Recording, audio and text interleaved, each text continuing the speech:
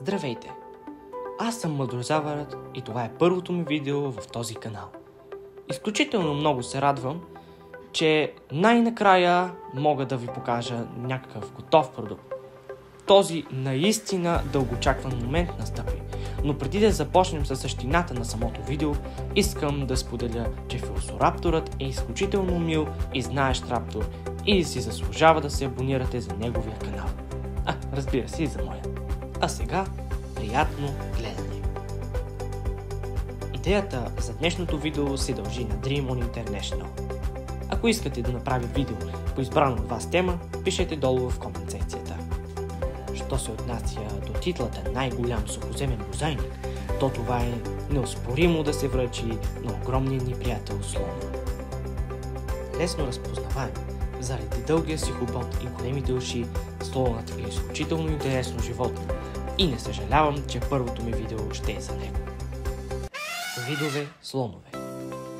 Когато кажем слон, всеки си представя гигант с хобот, бивни и големи уши, но малцина знаят, че слоновете се делят на 3 вида.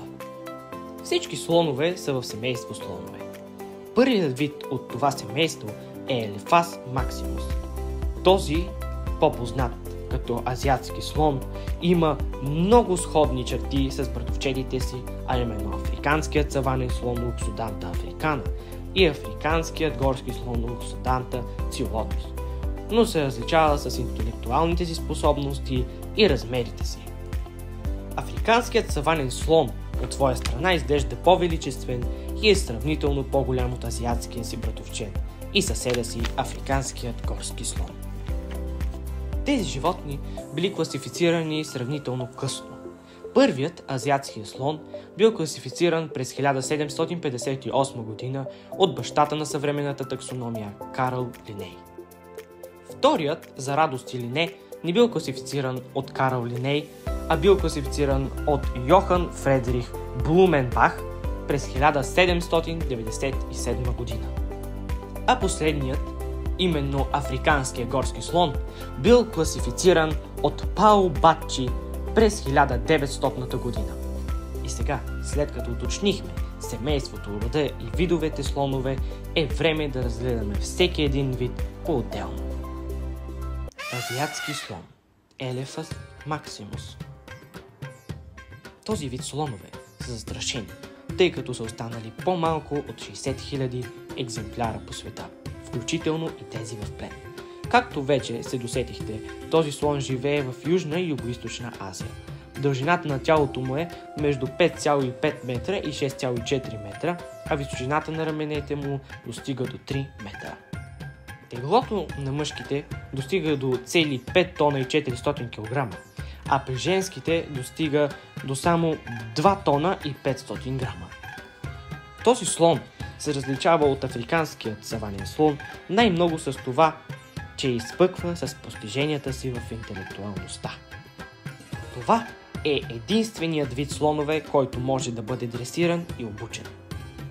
Много хора смятат, че в цирковете се използват африкански саванни слонове за направата на различни интересни номера.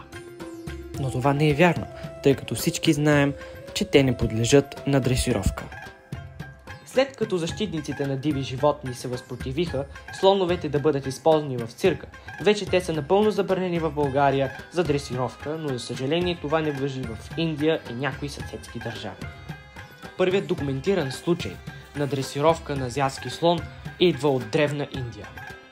Най-ранните писмени доказателства датират от 1700 година преди новата ера. Там слонът е описан не само като свещено животно, но и като боен и работен помощник, подчинен на човека чрез специално обучение. Едни от най-ранните примери са Ригведа и епоса Махабхарата. Азиатските слонове дори имат способността да се поздравяват, както ние го правим. Те се поздравяват, като застават близо един до друг и преплитат хоботите си. Експеримент доказва, че слонът в стадо успява да доживее над 60 години, отколкото когато е в плен без роднините си. Така че вече знаем, че това докосване е изключително важно в тяхното общество. Макар и да има много информация за азиатския слон, не мога да споделя цялата от нея, тъй като имаме и още цели 2 представителя от това семейство. Африкански саванен слон. Loxodonta africana. Този гигант обикаля африканската савана, като се храни с кора, клони, листа и трева. Възрастното животно трябва да изяжда около 160 кг храна всеки ден. Африканският саванен слон е най-големият от трите вида слона. Дължината на тялото варира между 5,5 метра и 7,5 метра, а височината на раменете достига до цели 4 метра, като някои достигат дори до 5. Мъжкият достига до цели 6300 кг или 6 тона и 300 кг, а женските достигат до цели 3500 кг. Този слон живее на юг от пустинята Сахара в Африка. Видът има много интересна система на комуникация. Това им позволява да усещат импулсите, които изпращат друго стадо от африкански слонове. Те от своя страна разчитат импулсите и разбират какво искат да им каже от срещната страна. Тоест, представете си, че стадо попадне на пясъчна буря. То предупреждава чрез сигнали другото стадо, което идва чрез земята през ходилата им. Признайте си, че това е удивително поведение, което не се среща при всички животински индивиди. Слоновете също така комуникират и чрез различни видове миризми. Например, когато са в период на чифтосване, женските и мъжките слонове започват да отделят различни миризми, чрез които се привличат. Това се прави, за да може слоновете да се срещнат и да възпроизведат поколение. Ето, че неусетно стигнахме до последният вид слон. Африкански горски слон. Loxodonta cislotis. Африканският горски слон е най-непознат на сегашната зоология. Той се дели на 2 типа – африкански горски слон и африкански слон джудже. Обикновеният африкански горски слон има дължина на тялото до цели 6,7 метра, а височината на раменете достига до 2,8 метра.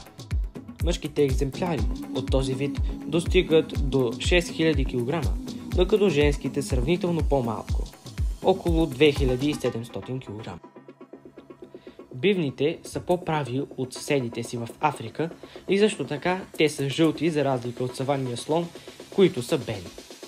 А относно африканският слон джудже, някои зоолози смятат, че тези малки слонове са отделен вид, но това са горски слонове, чието размер може би е в резултат на фактори на околната среда, например ограничени количества храна.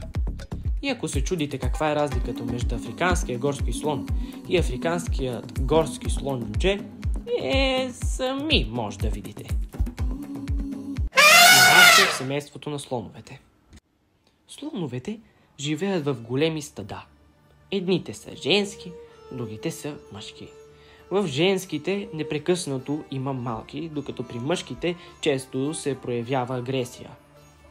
В женските огромни групи предвожда най-старата слоница в стадото, която има опит и карта в големия си мозък, къде има вода, къде има хищници и къде други неща.